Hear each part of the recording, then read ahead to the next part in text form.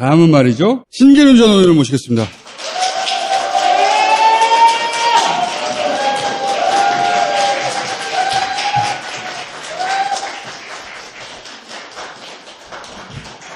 우선 제가 배경 설명을 좀 드릴게요.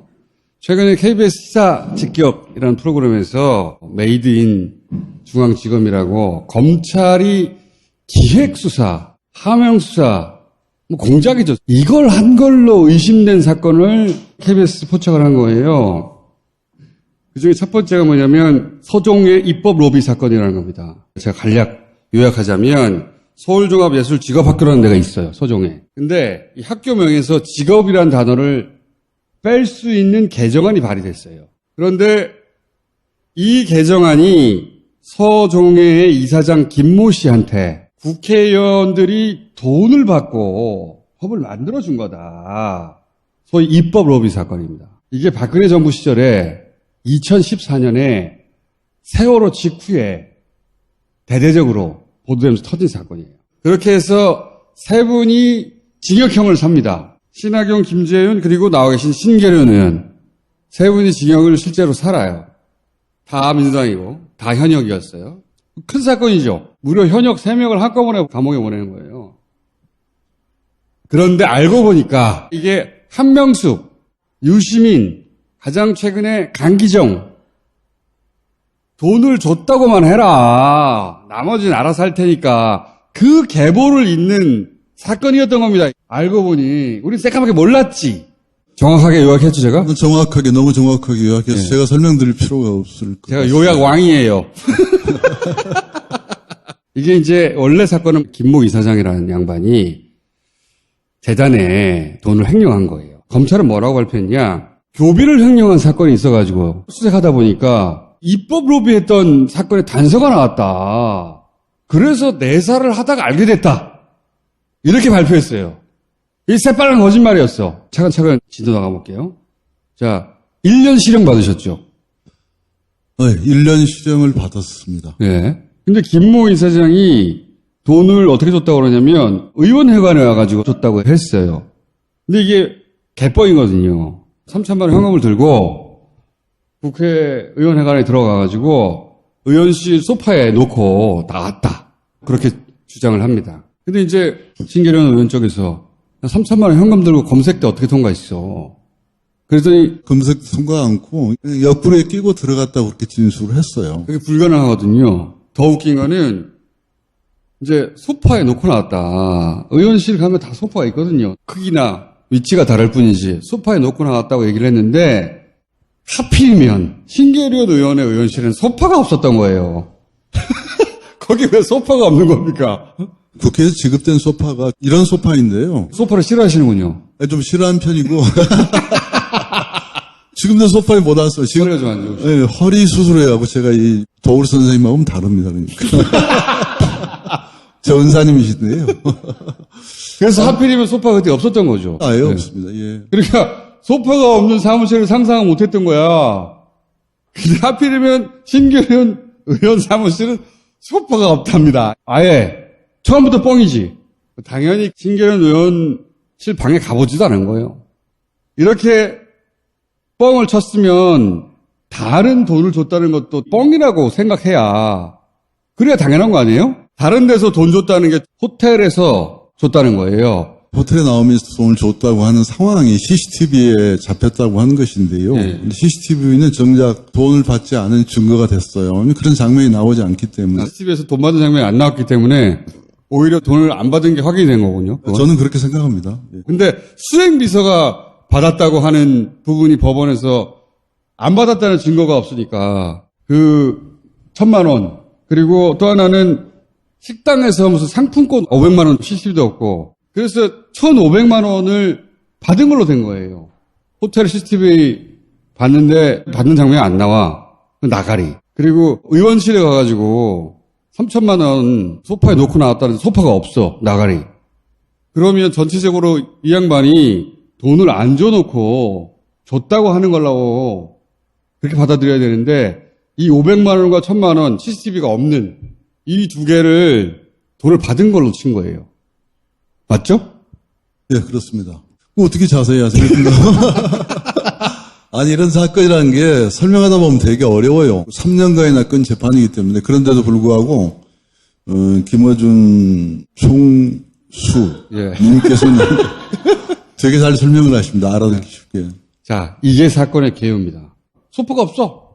CCTV 봤더니 주는 장면이 없어. 뭐 거짓말이잖아. 나머지 안 받았다는 걸 입증할 수 없는 1,000만 원하고 500만 원짜리가 그게 안 돼서 가셨어요. 나머지 두 분도 그렇게 해서 간 거예요. 여기서부터 본격적으로 이상한 점을 말씀드리자면 이 CCTV 있잖아요. 이 CCTV는 보존 기간이라는 게 있잖아요. 한 달 지나면 다 지나가 버리잖아.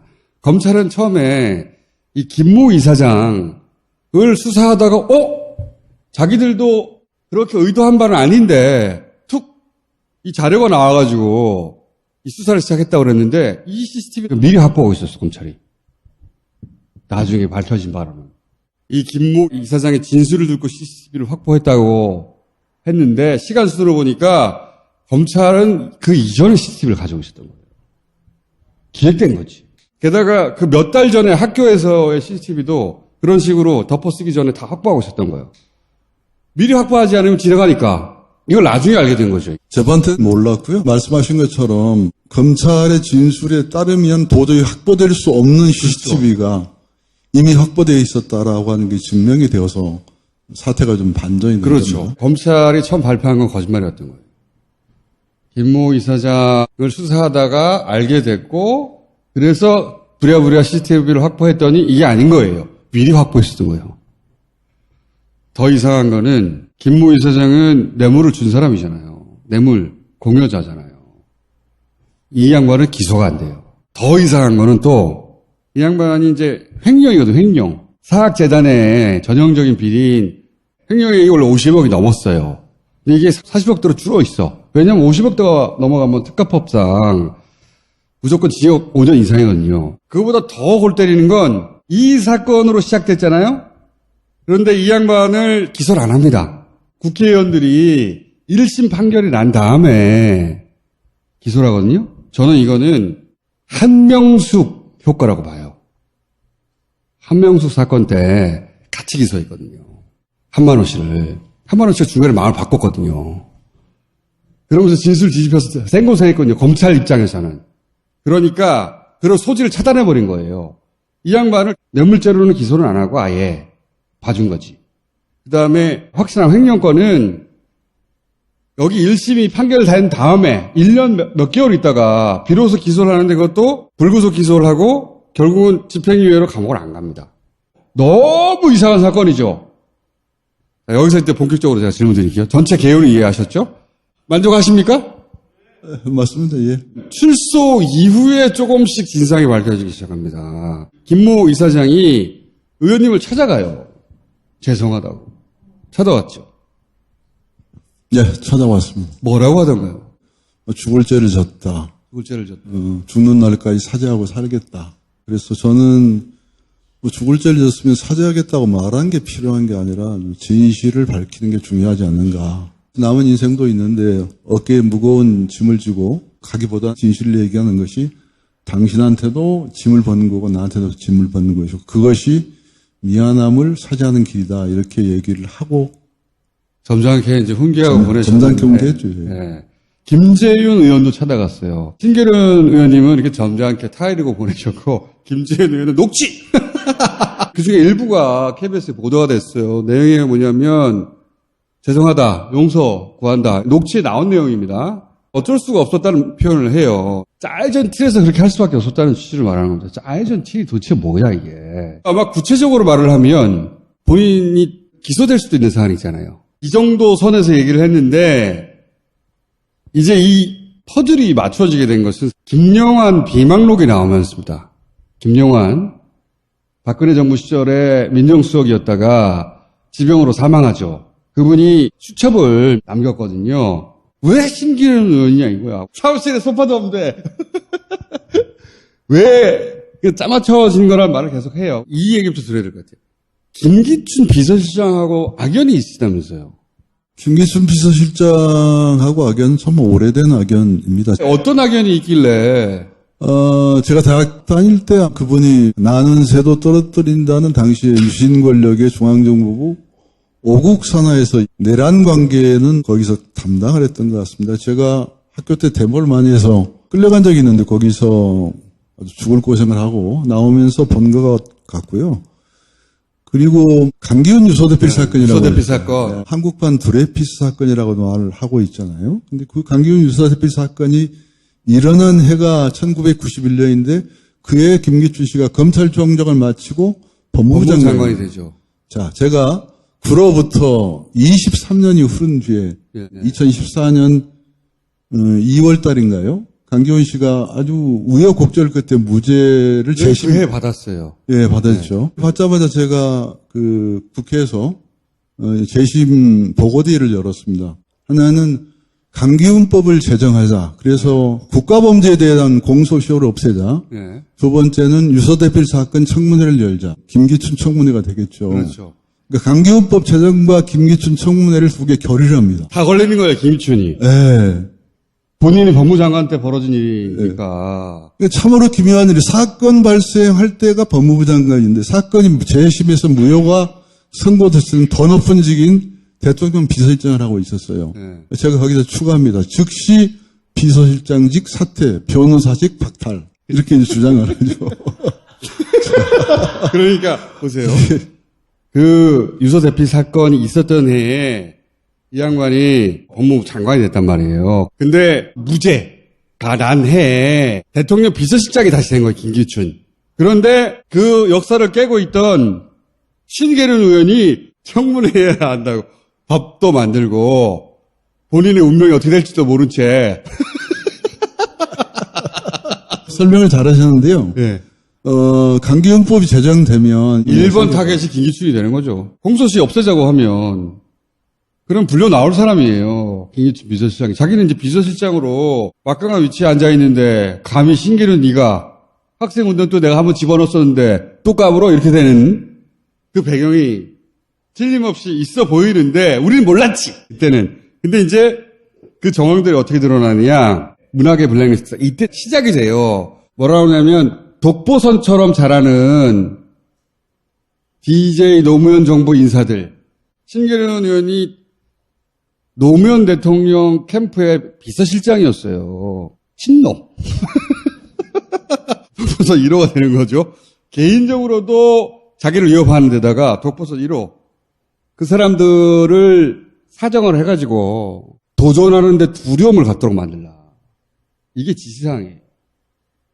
이러면서 문학의 블랙리스트가 나중에 공개가 되는데 거기에 현역 의원으로 유일하게 들어가 있어요. 현역 의원이 문학의 블랙리스트에 왜 들어가냐고. 그리고 김복 이사장이 기소되자마자 청와대에서 계속 따라갑니다. 예, 아당 의원 이제 확인됐다. 응?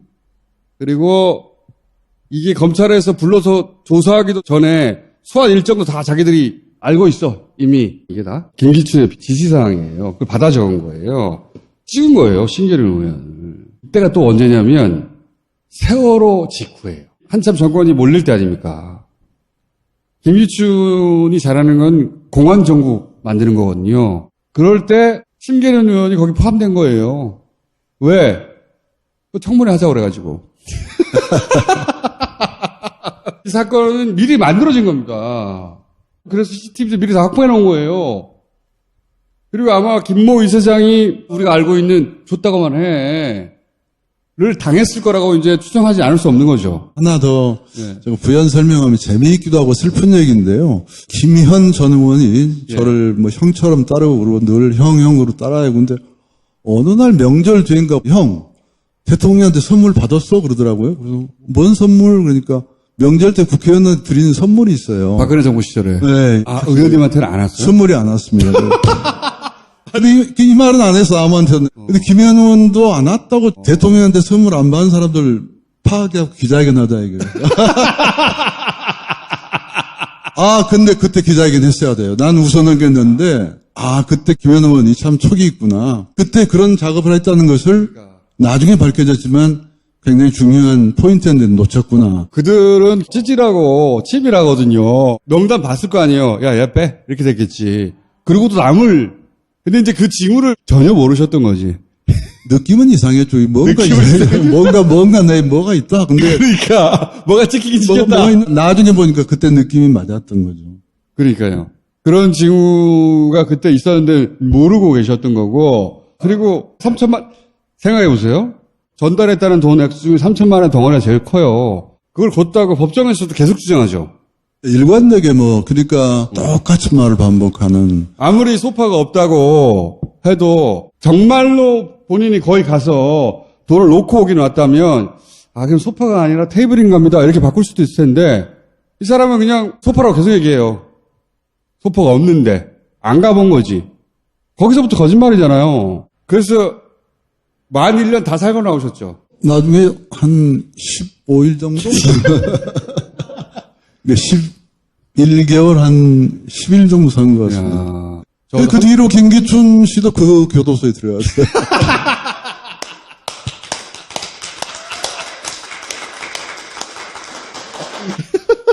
두 가지를 여쭤보겠는데, 제가 이 사건을 좀 들여다보다가, 이건 정말 한명숙 판박이다. 근데 업그레이드 됐어요.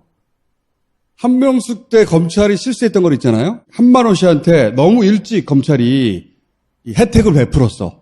말하자면. 그러니까 한만호 씨는 자기가 입을 혜택을 검찰로부터 다 받았거든, 이미. 그러니까 죄의식을 느끼고 법정에서 진술을 바꿔버려요. 그런데 이 사건은 그런 실수를 반복하지 않아요. 1심이 확정될 때까지도 기소하지 않아.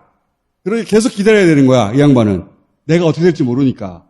그렇게 업그레이드 된 거예요. 근데 제가 한명숙 총리가 다 살고 나와서 만나본 적이 있거든요. 이건 너무 억울한데 싸워야 되지 않냐. 그랬더니 그 사건을 다시 들여다보기도 싫다는 거예요. 너무 상처도 많이 받으셨고, 받은 적이 없는 돈으로 감옥 살아봐요.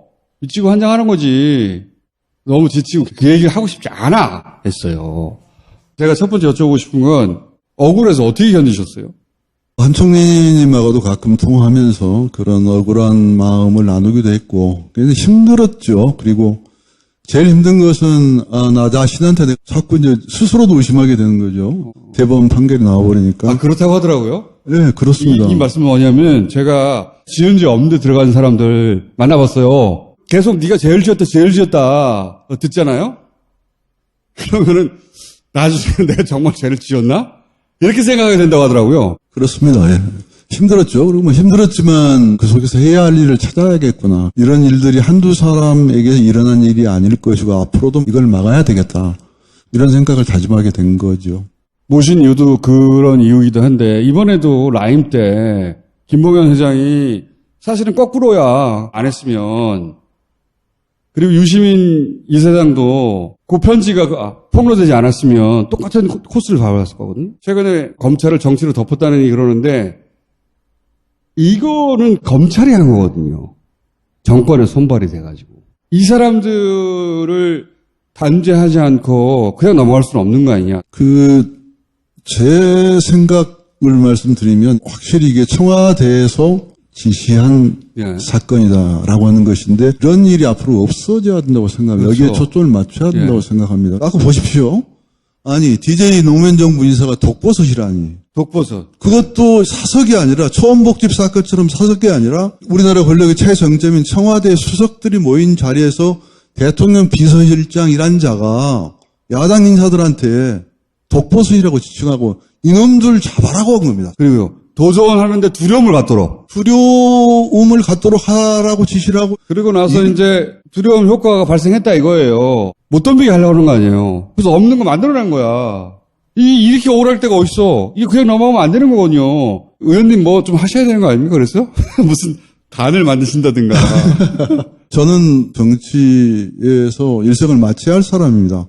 제도권에 들어가든 안 들어가든. 그런데 민주국가에서 이런 악폐가 버젓이 자행되고 있었음에도 불구하고 그걸 제가 몰랐습니다. 이걸 제가 반성합니다. 다행히 김영환 씨가 이런 비망록을 남겨놓았기 때문에 그나마 그 악행의 일부라도 보는 것이 얼마나 많은 일이 있었겠는가. 그래서 그런 거를 이제 없애야 되는 과제가 우리한테 주어졌는데 제일 좋은 것은 좋은 정권 만들어서 그런 것이 없어진 전례를 만들고 그런 행위를 한 사람들한테 엄정한 처벌 이런 게 있어야 된다고 저는 생각을 합니다. 그러니까요. 파묻힐 뻔한 사건이죠. 만약에 이 메모가 안 나왔다면 그렇죠. 미래를 위해서는 근절해야 할 과제인데 이제 그런 여론이 찬스가 온 거 아닙니까? 사실. 되지 않았나 싶어집니다. 강기정도 올해도 그걸 하려고 했던 건 올해도. 청와대 비서실장이라는 자가 민주당 소속 의원들 무려 25명을 이른바 살생부에 적어놓습니다. 저뿐만 아니라 입법로비가 25명이에요. 이게 말이나 됩니까 이게? 예를 들어서 치과의사협회 관련 입법로비는 우리 당 소속 의원은 13명의 의원이 거론되고 있거든요. 그래놓고 신속수사 보고하라 이렇게 합니다. 이게 말이 된 일이에요. 의원들이 두려움을 갖게 하는 효과가 있었으라고 생각합니다. 있었겠죠. 너 들었어 이렇게 됐으니까. 의원들의 입법 활동에는 그 법에 그 영향을 받는 무수한 유관 기관들이나 단체들이 와서 자기 어필을 해요. 그건 당연한 거예요. 그런데 그렇게 많은 사람들 만나니까 엮기가 좋은 거예요. 만났다고 하는 정황만 있으면 그때 돈 받았지로 엮어버리는 게 되게 좋은 거거든요. 그 중에 돈을 줬다고만 해. 라고 불일 선수만 찾으면 되는 거예요. 5년 이상 감옥 갈 수도 있는 그 혐의가 있는 사람인데 이 양반을 됐다가 돈을 줬다고만 해. 강기정 때 김봉현한테도 그랬다는 거 아닙니까? 이제 협조 안 하면 20, 30년 갈 수도 있다. 그럼 협조하지. 절대 거짓말 할 수 없습니다. 그렇게 왜 하겠어요. 그리고 나서 죄의식이 생기니까 끝나고 나서 와서 죽을 죄를 졌다고 하겠죠. 그런 사건입니다, 이게. 예. 설명을 너무 잘 해주셔서 제가 참 감사합니다. 제가 말하기가 참 쑥스럽고 어려운 부분인데 미리 짐작하셔서 그렇게 말씀해 주신 것 같아서 감사해요. 지금 발표하기가 곤란해서 제가 발표하지 말라고 그랬는데요.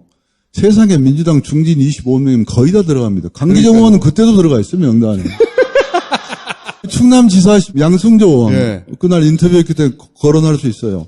그 양반도 들어가 있어요. 네. 그 외에 많은 우리 당의 중요한 차세대 지도자들에게 이런 상처를 주려고 하는 그런 것을 청와대에서 음모했습니다. 음모죠. 공작이고. 음모고 공작입니다. 그 중에서 특히 신계류는 잡아라고 했을 거라고 저는 봅니다. 법을 만들어가지고 청문회 하고 그러면 비서실장 본인이 지금 끌려나갈 판이잖아요. 특별히 제거하라. 사건 나기 전에 민주당 의원총회장에서 눈물을 흘렸습니다. 강기훈이라는 사람이 91년대 이런 억울한 누명을 쓰고 들어가서 감옥을 살고 나와서 재심 청구를 했는데 대법원에서 2년 넘게 계류 중인데 여러분 도와달라 그래요. 전체 의원들이 한 명도 빠짐없이 써줬어요. 그걸 대법원에 제출하니까 한 달인가 두 달 후에 그렇죠. 재심 접수가 됐습니다. 네. 그리고 2014년에 재심 결정됐단 말이에요. 또 청문회 하자고 또 서명을 받습니다, 제가. 네. 그러다가 제가 이제 거꾸로 이렇게 됐는데, 그러고 나서도 2015년에 청문회를 하기 위해서 또 서명을 받습니다, 2차. 또 전부 서명해 줬어요. 잘못하셨네요. 찍힐만 하네. 현직 의원이면서 환경노동위원장인데, 네. 세상에 제가 브레인리스트로 들어갈 줄을 어떻게 짐작이나 했겠습니까? 상임위원장인데. 네, 더 촛불이 없었으면 몰랐을 일입니다. 그래서 저는 그렇게 생각합니다. 결국 깨어있는 시민의 소식된 힘, 이것이 우리 민주주의를 지키는 근간이 될 것이다. 그 믿음을 가져라. 우리도 그런 믿음 속 일생을 마치자. 우리가 싸웠고 또 우리 후손들이 싸울 땅이다. 이런 생각을 갖고 저 앞으로 살아가야 되지 않을까 싶어집니다. 이 건은 후손까지 안 가고요. 올해 내년 계속 따져서 밝혀야 될 사건이라고 봅니다. 의원님, 예. 조만간 다시 한번 모시겠습니다. 오늘 여기까지 하겠습니다. 감사합니다.